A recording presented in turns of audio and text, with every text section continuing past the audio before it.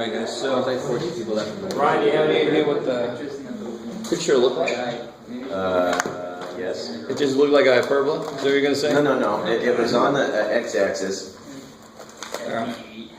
and it was at the center was at 0.6. Okay, alright. Oh no, 6.0, my bad. 6-0, okay. And then the vertice was at 9.0 and 3.0. And then I don't remember what the slope was, but I know that's important. Yeah, a little bit. Alright, we'll make up something. So they gave you like the asymptotes drawn in? No and they told you- asymptotes, nothing. But they told you the equation of the asymptote. Nope. So what do you mean by slope? That's what Well, I mean, told you. they just had a hyperbola, and they said find everything, make an equation. They have to give you a little something more. Oh, it went through like at the top. It went through 6 or no 0.6 on the y-axis, on the left side 0.6. Yeah. Oh, it went through. Okay, the y-intercept is 6. Yeah, Okay. and then you can probably go from there. All right. So then it looks like this here, Yep, very roughly. and then that would do the same basic thing. I like it. Cool. So then, all right. So the task on this problem is to try to get the equations for this, right? Or the equation. So what do we know it's going to look like for sure? What's the form of it going to be? That's what X squared minus y squared. Yeah. Why is x squared come first? Because it's All right. I like it. And of course, it's going to be Shifted. offset. The x is offset by 2, which is 3. No. 6. center is 6 off, yeah. So it's, And then the y is okay. Yeah. It didn't go up or down any. So the format of the equation is going to be this. So I've got to somehow use the information they've given me to figure out a and b. And the beautiful thing is, I mean, one thing they gave me is a point. So I know that it goes to a point 0.6, which is kick-ass. If I throw that bad boy in, I get one equation, right? Well, and to tell you honestly, I also have this point here. So when you throw that in, you just throw that in where just at the x, and then you're left with. So if I throw in the point 0.6, if I use the point 0.6, what does the equation become? I forgot my square root there. There it is. Throw in the point 0.6. Oh, 6. No.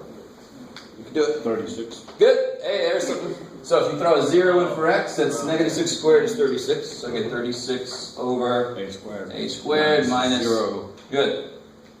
Over b squared. Who cares? Equals 1. So then I know what a is. Multiplied by A squared. Divided, so 6 is A. Yeah, so a is 6. Cool. And of course, I already know what. I already kind of knew what. Let me see what I'm trying to say here. So what I expected to happen. If you threw a 6 in, wouldn't the y be 36 too? Oh no, because it's throwing a 6 into the other. Oh yeah, no, that's right. That's what's going on here. So 0.6, so when you throw 0 in here, you get 0 minus 6 squared. Then you get minus 36. 36 over b squared equals 1. Okay, that's 1. Now if I use the other point that I know, 3, 0. So that And also, I mean, this is what I was about to say. I mean, you can do it this way, you get a system of equations. Okay. You got a and b. But here, I already know what that distance is there, Yeah. right? And what does that relate to? So vertex. Here. Which variable does that relate to, of course? Yeah. C. So this is in the x direction, so it's probably related to the x piece, right? So then it's going to relate to this a squared. So I know that a must be 3. Oh yeah, Why? because of the square. Because what do you do if I have, okay, so if I have an equation given to me, how far would I go from the center out? 3. How far from the center did I go out? 3. Okay, it's just thinking in reverse. What would you do if you knew it? And what did somebody do? So what must it have been? So that explains why the hell they did what they did. It must have been 3. That's why they went 3, right? So why not input that along with that? So now you could either do it completely this way, right? Or you can do partially. I already know A is 3, so then just throw it into this equation and figure out what B is. Right? Or you could write the equation for this guy and do it that way. Get a system of equations because I have 2 variables, 2 pieces I don't know.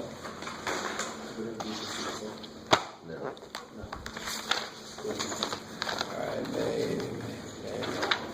So that kind of problem, of course, is always more difficult because if they give you the equation, you just got to pick out what's going on. But this is like somebody already picked them out, and you've got to work backwards to see what it was before. That, of course, is always going to be more difficult.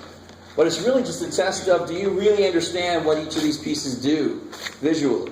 So how far out from the center I go is related to one of these guys. In this case, it's going to be this one. That's the x direction, right? So if it was going up and down, it would be... I would have been able to figure out what v was. Or, whatever, however I wrote this. The thing under the y. Right? Exactly. I don't like A and B, but I will. Too bad for me. Okay, maybe. All right. Anything else from homework stuff? We just barely got into 12.2 yet. 12.2. Yeah, we actually kind of did a little bit of 12.2. Yep. Can I go over where 39, 12, 1.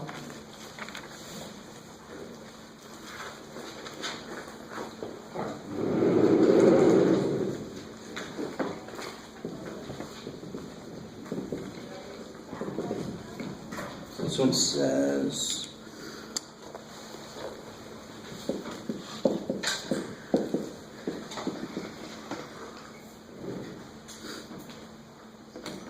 Find the first 4 partial sums and blah, blah, blah. Okay. So I haven't uttered the phrase partial sum until just now. All right, so there we were sort of starting to talk about summation notation. And we did some stuff with summation notation, but I haven't really married that fully with this yet. Right? So if I want to know, if I said what's A4, how would you do that? Plug it in. Plug it in. It's crazy. All right, so it would be 2 minus square root of 5. Yes. Now, if I ask you what's S for, you say, well, it's for spelling the word spelling. For example. No, it's S4 would be the sum of the first 4 terms. So then how do I get S for that? That's what they mean by partial sums. Partial sums means I haven't added every single term. How many terms would there be officially here? 1. Well, 4 total. No? How many terms, if I give you a sequence, how many terms are there unless they say otherwise? Infinitely. It goes to infinity. Yeah. So to get the full sum, I'd have to add up to infinity. So whenever I stop at 4, or I stop at 8, or I stop at 18 billion, that's a partial sum. I haven't added them all up yet. So that's why we call it partial sums.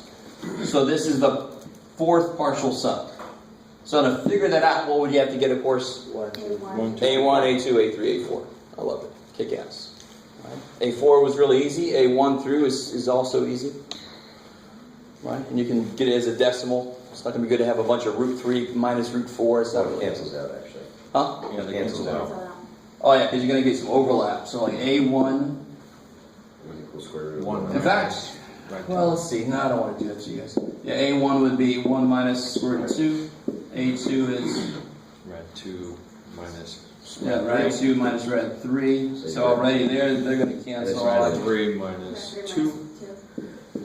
And A4 was 2 minus red 5. 2 minus red 5. So if I add these up, Cancel. those go away. Cancel. Those go away. Cancel. Those go away. I get 1 Minus red 5. minus red 5. And this is what's known as a Square root. telescoping. Should it be square root of 1? Yeah. No, you're right. Square root of 1 is fine. Yeah. It's crazy. This is called a telescoping sum. You know how a telescope kind of condenses? So this is, these kind of like condense on top of each other, like a telescope would. Sort of. I wasn't around when they named it, but it sort of makes sense. It's called a telescoping sum. Because these cancel out in the middle. Alright, maybe. Does that make sense that it's a kind of a new thing we just introduced that I give a partial sum? So if I want the 8th partial sum, you find A1 through A8 and you add them up. That'll be S8. Yes? Is there any way to do that with a calculator? There is. You notice how I haven't brought that up. All right. Oh, really? There's an easier way than just plugging each one in? Yeah. You have to learn how to program the calculator and understand exactly what you want it to do. Sure. Okay. I mean, if I ask you to get S20,000, I would not expect you to do it by hand, obviously. That's where technology, thank God, comes in. I'm not going to ask you to do that, and this is pretty damn easy by hand. And you would miss out on things like this. This kind of observation, right? 60. Ooh. All right.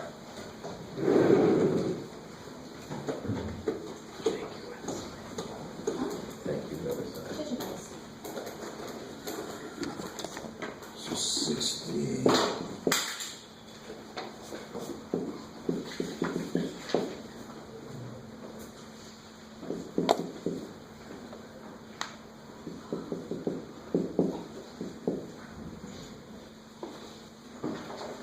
All right, so it says write the sum without using sigma notation.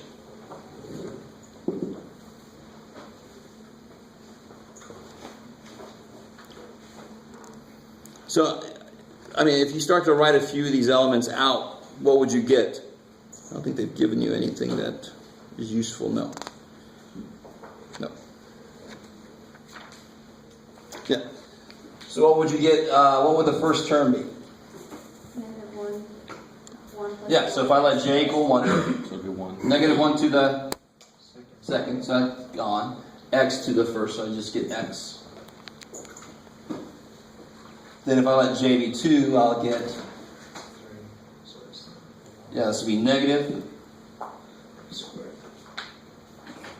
squared, right, and so forth. Nothing major there. Plus, you could probably see it now, you have to do it. X, what's happening? So what is this piece doing? What is this piece here doing? It's Alternating. I say alternating piece. And then this is just going x to the first, x to the second, x to the third. So it's positive x, negative x squared, positive x cubed.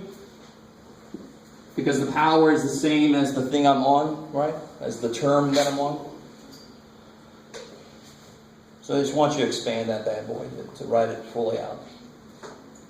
Wouldn't- To the end. Yeah, so then you go dot, dot, dot. It means infinity. Yeah, so what's weird about the nth one is n positive or is n going to be, is that going to be positive or negative? You don't know. We have no idea. Yeah. So you write the whole thing just with an n where the j is, yeah?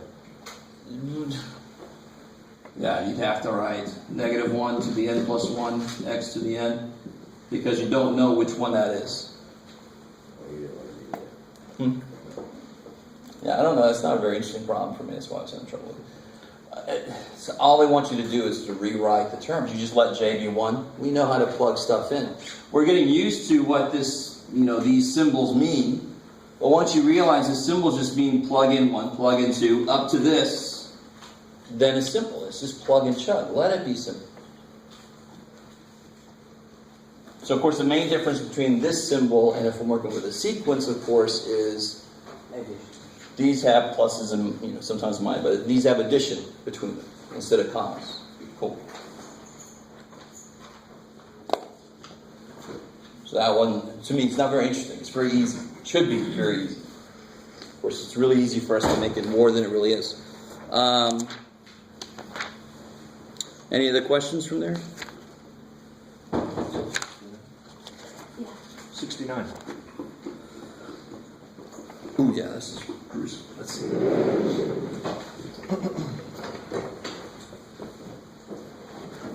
So if I've got, so they give you the sequence here.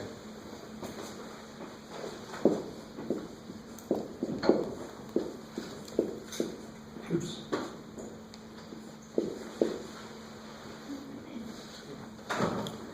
Yeah. Dot, dot, dot.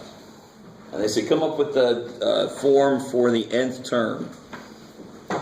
And they give you a nice big hint, right? They say rewrite each as a power of 2. So for example, this would be 2 to the 1/2. 1/2. What would this be? This would be the square root of 2 times 2 to the 1/2, right? Which is the square root of 2 to the... 3/2. Yes, because you got a whole 2 plus a half of 2 makes 3/2 of a 2. It's crazy. You add powers, right?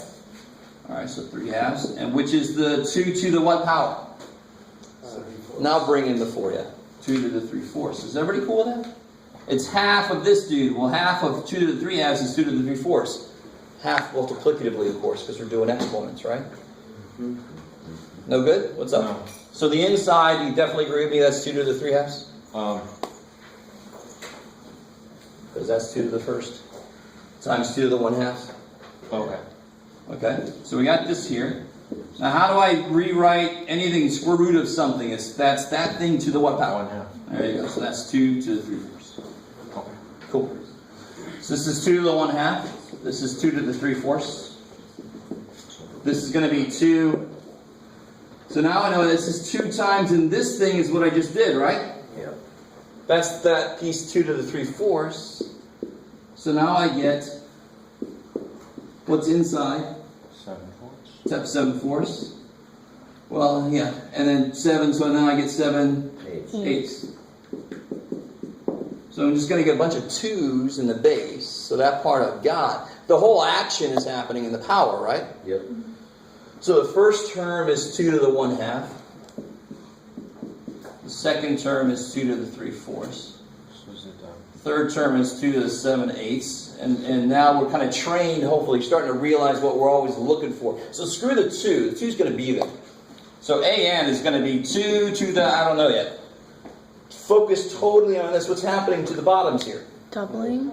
2 squared. what's the square root? What's the square? Yeah, so the first one is 2 to the first power. Sweet. So whatever that index is, that's going to be that 2 to that power, right? So this is going to be 2. On the bottom, it's going to be 2 to the n. And of course, the tops are all Minus 1. craziness.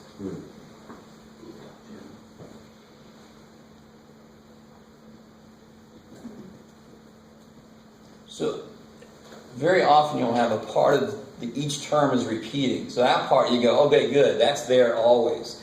What's changing then is the power or whatever the hell else it is. That's not always the same.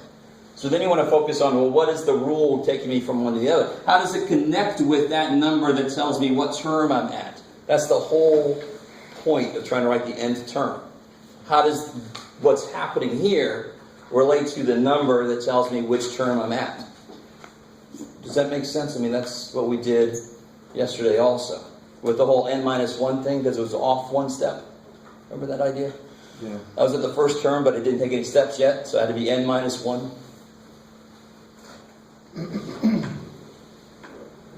All right. Anything else? Are we good there? Anything else from homework? Okay. Anybody need that handout from the other day, from yesterday? The sequences handout. Everybody's got that? Cool. All right.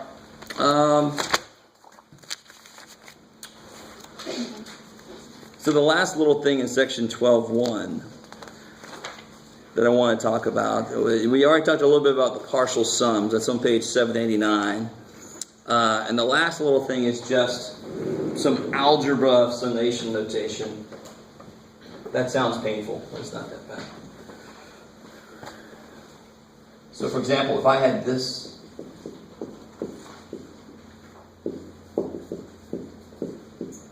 not surprisingly, considering that this symbol just means repeated addition, couldn't I just add all my A stuff, and to that add the sum of all the B stuff? Yeah. Right?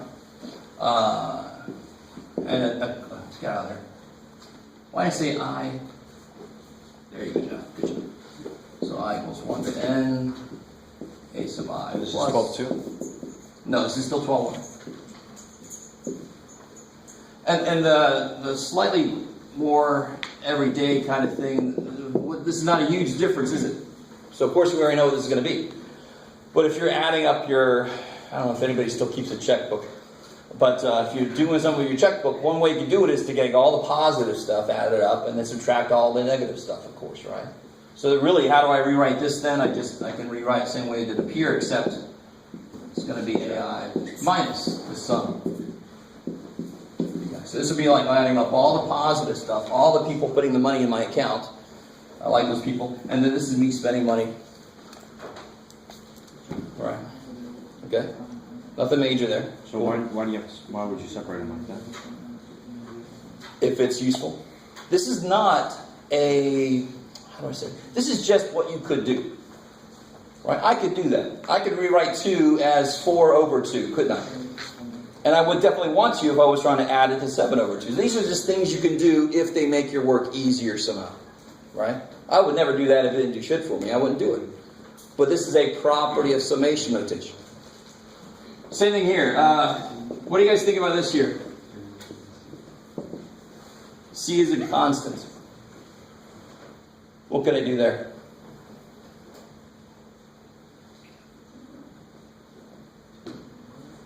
So what does this look like? This is something like I have 7 times 2 plus 7 times 3 plus 7 times 4, 7 times 5. Since 7 is in every single term, what can I do with 7? Pull it out. So how do I can just pull. That's in every single term, isn't it? This would be CA1 plus CA2 plus CA3. Let me just take that C out. So I can just take that C out.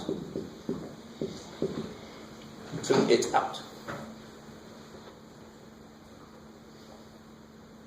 It's amazing. So it's distributive property reverse. It's factoring the C out, not a big deal. Now what's the difference if I do this? What am I saying there now? They both change. They both change. So neither one of them is a constant. It's because this guy did not depend on this. He's just always 7 or whatever the hell, right? That's why he can come out. Here, it's saying that depends on what I is. It changes, so I can't pull it out because it's not always the same. Got to pull out greatest common factor, right? Okay, maybe. Which of course means I could do it the reverse. If I had a 7 cent A, I could pull it inside if I wanted to. What's really weird to me is I'm living in two worlds at the moment because this is dominating my Calc 2 students' lives still at the moment, right?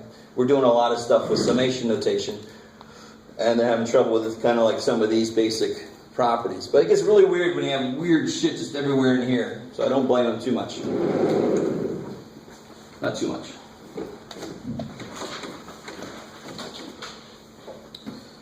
Blah, blah, blah, blah, blah. Okay, those are the 3. Cool. For that last one, could you still break it apart with multiplication, or? You got to be careful. How do I say this? So you can't say this is not equal to, if this is what you're thinking. Yep. Totally not. So for example, very easy example. If I had 2 times 4 plus 5 times 7 plus 6 times 11. Is this the same thing as 2 plus 5 plus 6 times 4 plus 7 plus 11. Isn't that what it sees? How that's there? Are those the same? No. Of course not. Right? We get a bunch of cross terms. So multiplication does not, play well when I'm trying to rewrite summations necessarily. This is not going to work. So, same thing with division then? Same thing with division. Yeah, exactly.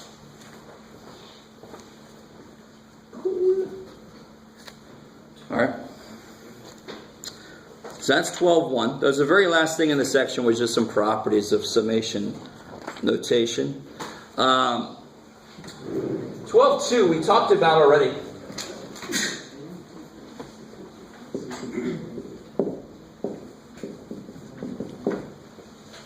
If I give you a sequence like this here, what do you got, Jeff? I don't know.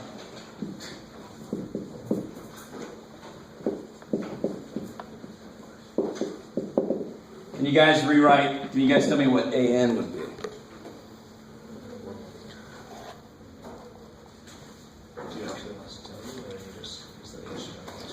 That's a ponder it for a minute.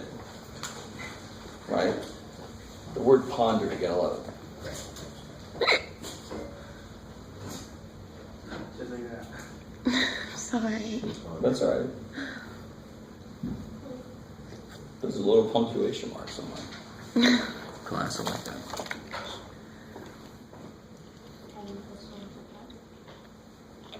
So remember. N minus 1 plus 1.5. So we're going to formalize what we did the other day. We're going to make it a little more formulaic. We're going to make it a little more recipe-ish. So let's do this. What's the repeated difference? So you guys see what I mean by that? Yeah, it's definitely, there's always a repeated difference. There's a 1.5 difference there, right? So how do I move from like an to an plus 1? An plus 1 would be an. Well, let me not make it recursive, like it's all freaky. A1. If I start at 2, I'm going to add none of these, right? Yeah. So it's all about where I start plus the number of steps I take. So if I want to get to the nth one, how many steps do I have to take? N steps. N minus 1. N minus 1. I love it because I'm counting the first place I start as the first place. How do I get to the second place? How many steps do I need? 1. Right? So this is what we talked about the other day. It's that n minus 1 thing because they start at 1 instead of 0. And how big is each step I take? Yeah, in this case 1.5, but in general D. So there is a formula. There is a formula that you can just always plug D into and A1 into. For what kind of sequence? What kind of sequence is this again? Arithmetic. Repeating. I like that. Arithmetic. And this is arithmetic. Next spell, please.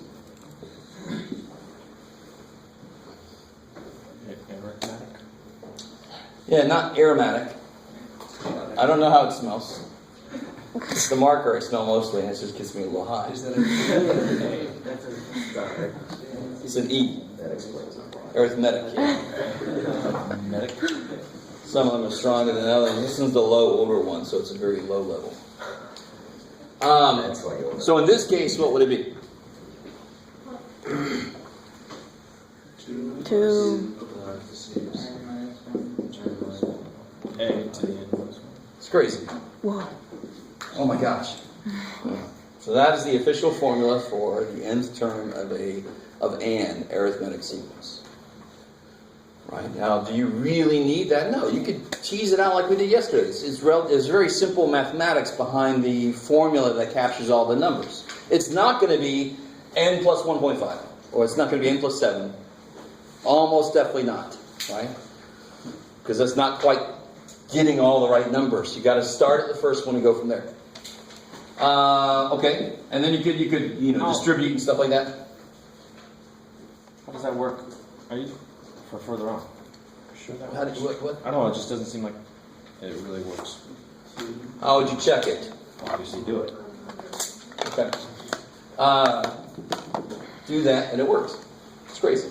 And it's always going to work for an arithmetic sequence because I start somewhere and I go this many steps.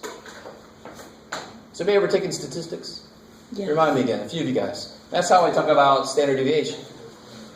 Where I start at the mean and you go z-score number of standard deviation. So I call standard deviation steps. Right? So if you've never taken stats, don't worry, you don't have to. You should, but you don't have to.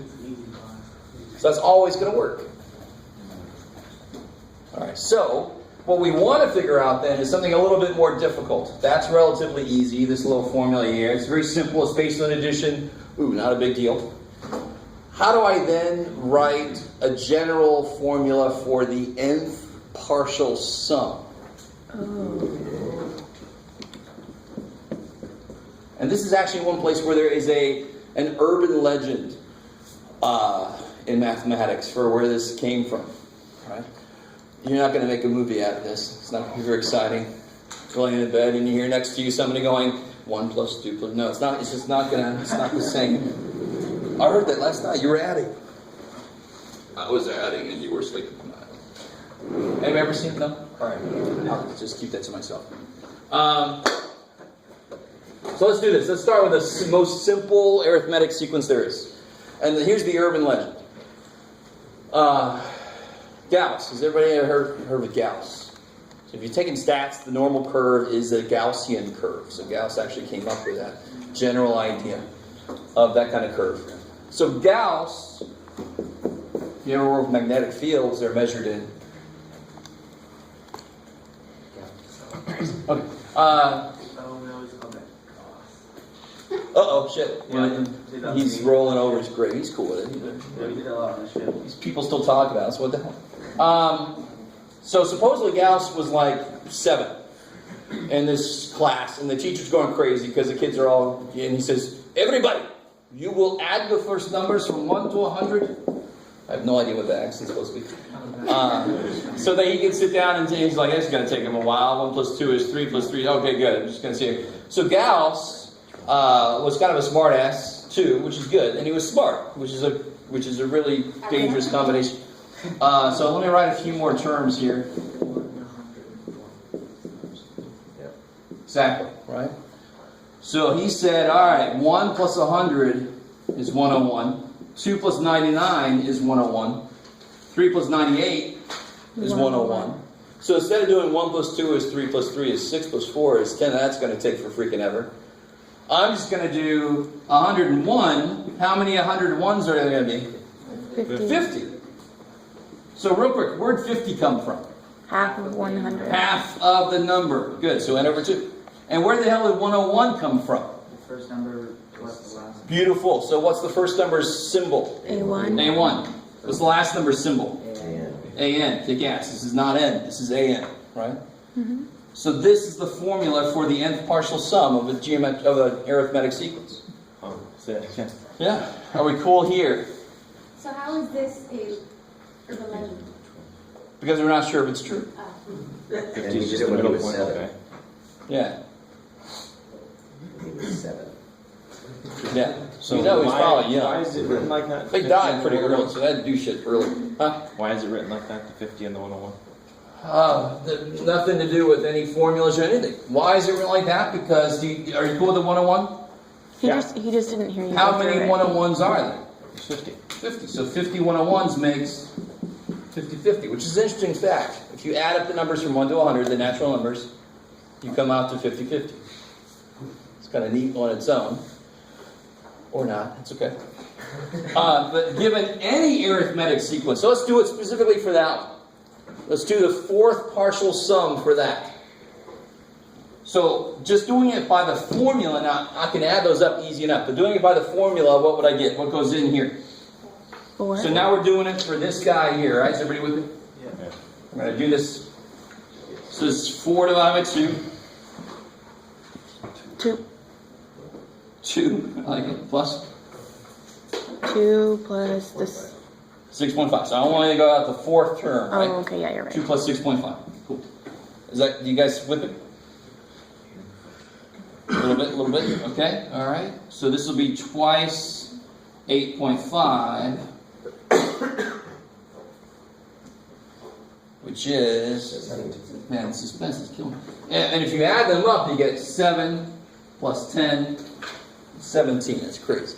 Craziness. Whoa. So as long as you have a sequence that is defined by a common difference, where you keep adding the same number or subtracting the same number. Right? If I was subtracting, if this is going decreasing, what would happen with my D? It would become, if it was going down, I must be adding a negative number. Cool. So if this was written in reverse, D would have been negative 1.5. I would have done everything exactly the same. Bam. Right? Okay, maybe. This seems almost too simple to really understand that this kicks so much out. And there's partial differences too. Oh, yeah, you could do, So and that's just making it an alternating series if it isn't already. Okay. Does that make sense? Kind of. Right, because partial differences would just be, well, it's not really alternating. But you could do partial differences. Doesn't really get you anywhere interesting.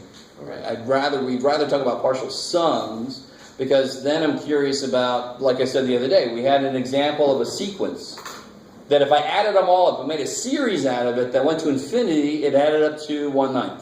Remember that? Infinite number of numbers adds to 1/9. Right? Of course, you could add an infinite number of numbers and have them come out to be 0. Right? If you added up -1 plus 1 plus -1. Well, that one's a little weird. It oscillates, but we'll be all right. All right.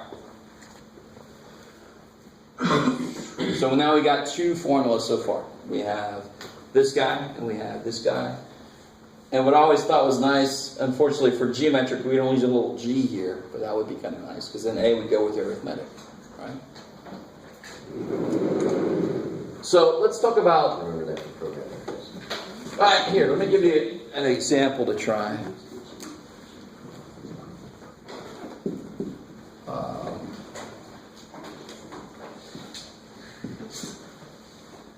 Find S17.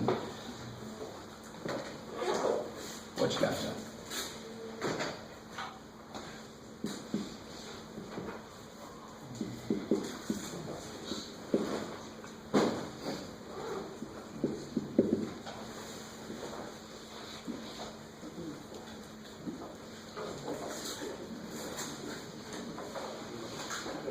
Just to be nice, I'm going to point out that this is a 2-step problem, right? I want to find a 17th partial sum of this sequence. So in order to find any partial sum, I need to know how many there are. Okay, I know how many there are. I want to see if anybody points out that it's 17. You can't divide it by 2, but who cares? This is going to be even.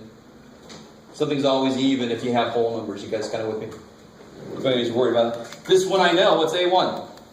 90. Well, this what's supposed to go there? 17. So you don't put 17, you The put 17. A17. So the first step is figure out what the hell A17 is. And then you can plug it in to figure out what S17 is. Cool.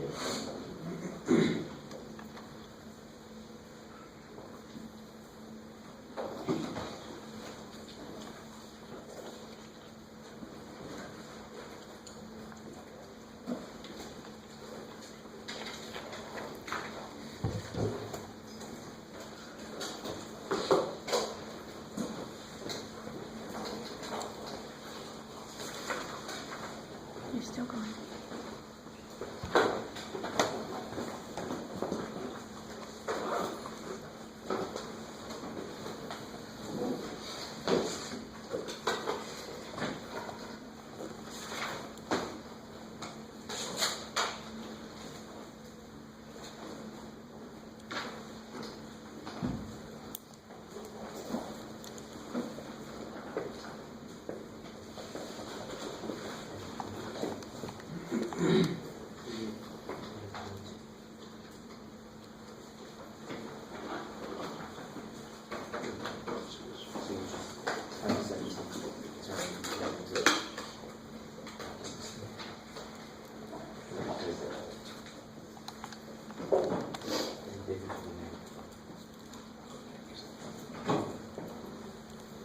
What's up?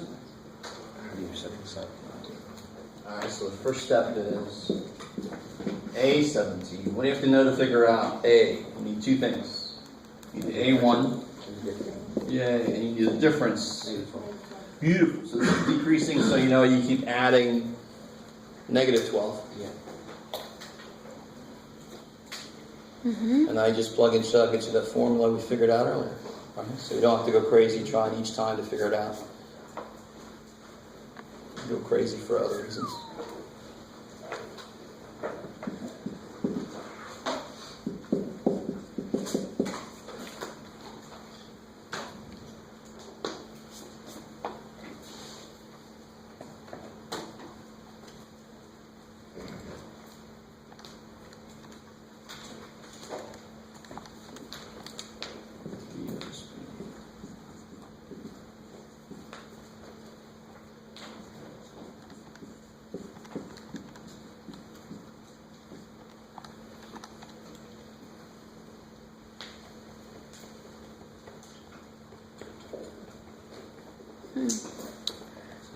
Yeah.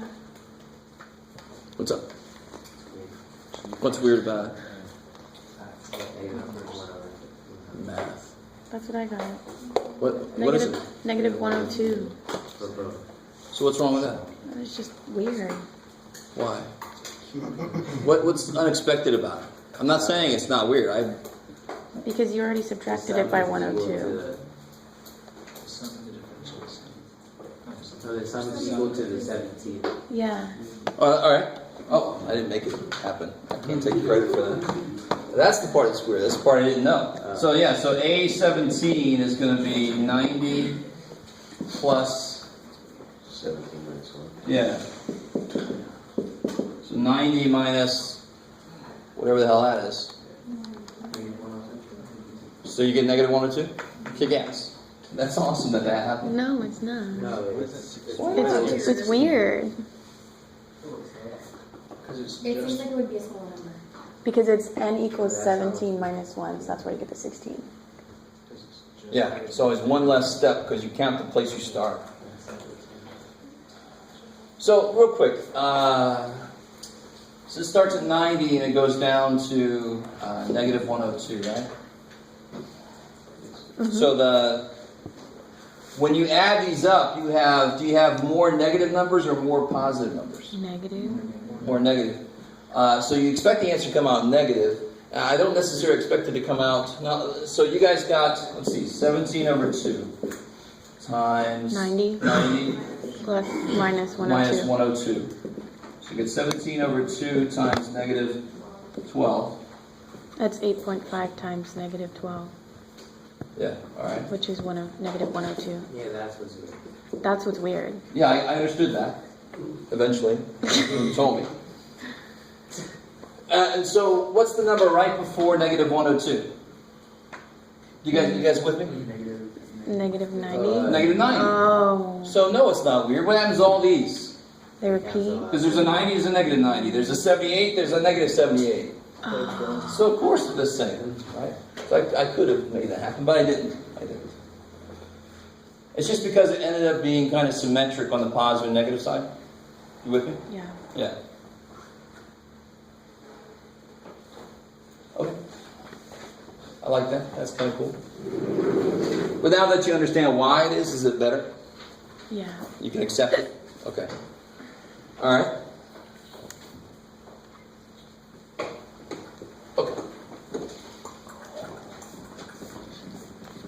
So let's talk a little bit about... what's up? Just give me a minute. Yeah, sure. We'll talk a little bit about geometric sequences next. Here. Let me make sure I don't miss anything here. No. Okay. Oh, this one's a little bit evil. Let me see what you guys think about this here.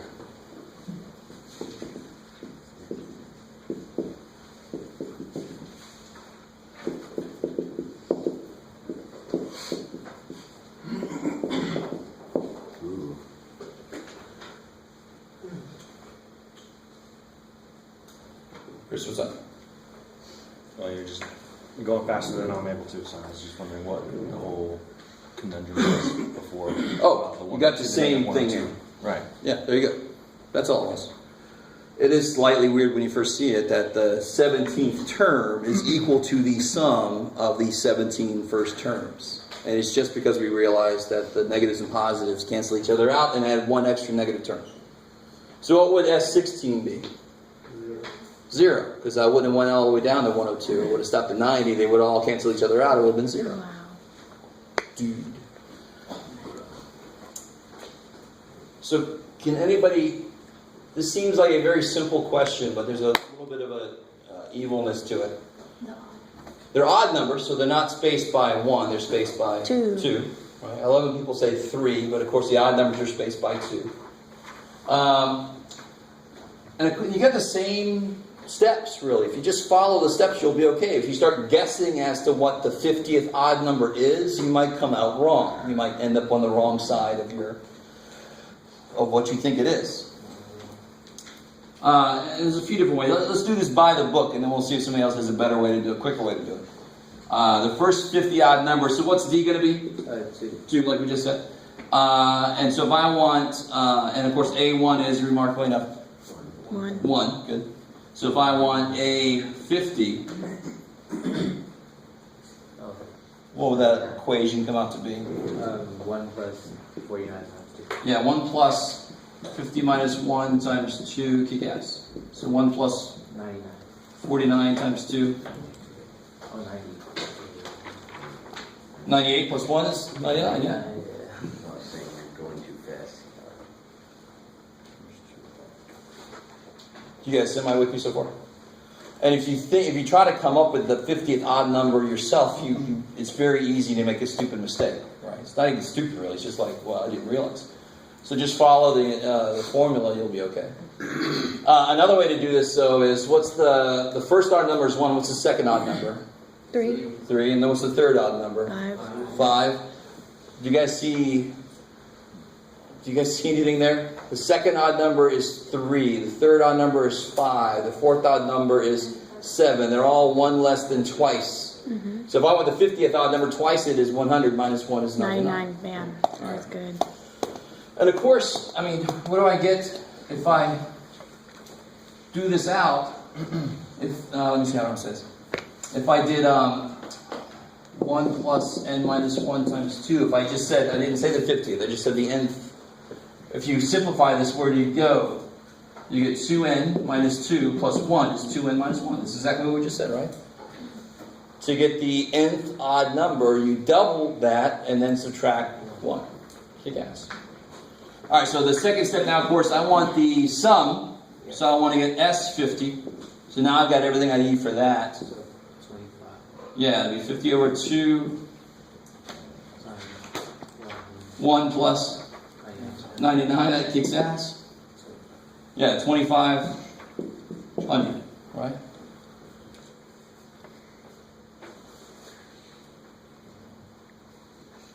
So if you sum up the first 50 even numbers, they must come out to be what? No? What were the first 100 numbers total come out to be? They come out to be 50-50. There's 2,500, so the first 50 even numbers must add up to be 2,550. Why do they get 50 extra? Because they start later. Because every odd even number is 1 bigger than the odd number, right? 2. This starts at 1, the even number starts at 2. So if you go 50, you're going to pick up an extra 50. If you didn't understand anything I just said in the last 11 seconds or something, you're fine. But that's just a really interesting little side note.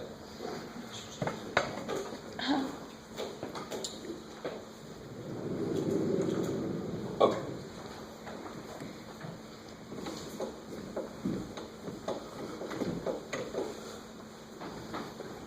So let me see. Yeah, I want to let us out a little early today.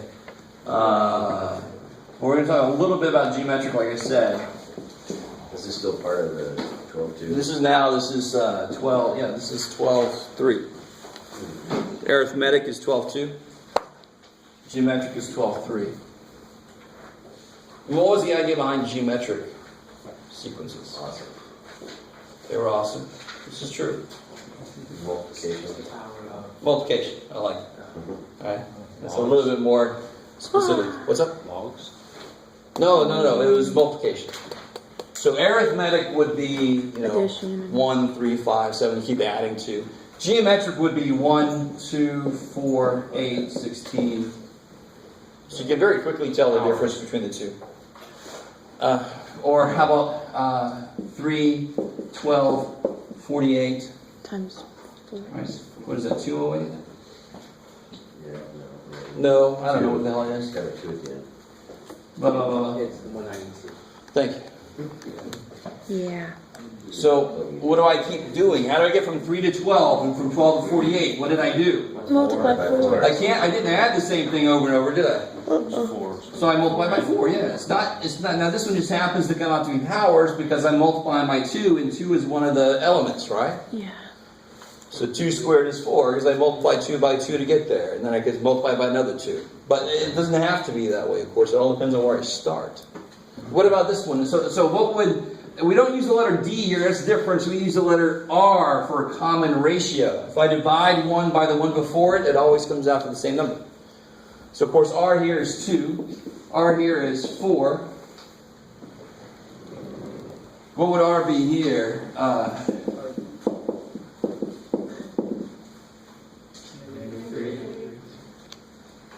like that. You guys are really melling out. -3. All right, cool. So it's very easy to figure out what R is. Very easy to tell that it's not arithmetic. You can tell it really quickly, right? So how do I get a general formula for geometric series then? So let's look at one of these. Let's look at this last dude. A1 is 2. Yeah. A2 is -6, which is 2 times -3. A3 is 2 times how many -3s? 2. 2. So then I can kind of work back and see, okay, I had 0 -3s that I multiplied 2 by on the first one, right? You guys see that idea? Because it shows up in every single other one of them, and there are powers of -3 because I keep repeated multiplication of -3. So it's not surprising that the general form for geometric is going to have whatever this number is to some kind of power. Because you're just repeated multiplication. So, and we should be able to expect it's going to be something very similar to this poor little dude's problem there. So it's going to be, and for this problem, it's going to be 2 times -3 to the -1. It's always off by 1 again, right? And again, that problem would have been taken care of if we would have called the first term a 0. We wouldn't have been offset by 1. But you can't do that, right? You can't just magically. Save my life there, huh? You can't just magically call one term 0 just because. You could, totally. I could call the first term 838 and just change the power for this one. No, like if I were to I totally say. could. But we're not going to go there. Watch. Is the formula then A1 to the... Yeah, if this starts at 1, then that end's got to start there. If I let it start at 0 instead, Okay. then this could be an end. If I want to start it at 38, And -38. and figure out what that would be, So that could change your answer. So I could change my index, but I have to then change the formula to So that match would it. change So it. I still pick up all the same numbers. Okay. Yeah, cool. All right. So the formula then is... So the general formula, if I piece this back together, in this sequence that we're working with, 2 is also known as A1. A1 R to the n minus 1. Beautiful. And then -3 was the R, and just do the n minus 1. Maybe just be n minus index then all the time. Say again? It would be, yes. I understand what you're saying. N minus the first index that you want to use. Is that A1 times R? Yes, it That's is. only valuable when you get... I try to put a little dot in there for it too. Indexes. Because it's repeated multiplication by R. And this is one of those must-knows type of things? Say one more time. Is this one of those must-know? Like a... Yeah, I'm still debating that in my head right now if I want to be nice to you guys or not. I think I will end up being nice and just give them to you, but they're pretty easy to. Let me make that official. I will give you these 4 formulas because, of course, what formula are going to do next? The sum. The nth partial sum. That gets a little bit more interesting, right? Why is this going to be a lot more difficult to come up with a formula for? Because it's multiplication. I'm summing repeated multiplication, so they don't work well together, right? They won't cancel out as easy. They won't quite do what Gauss wants them to do. This one he might have had to sit there and actually do, right?